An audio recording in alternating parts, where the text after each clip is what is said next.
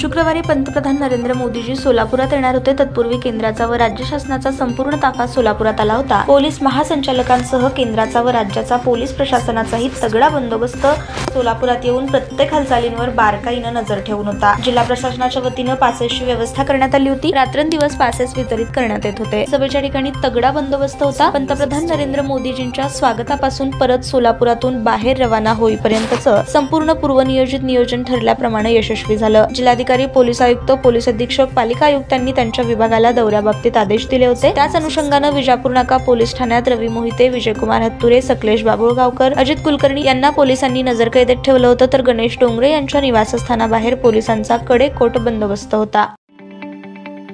ताज्या बातम्या पाहण्यासाठी प्राईम महाराष्ट्र न्यूज चॅनलला सबस्क्राईब करा।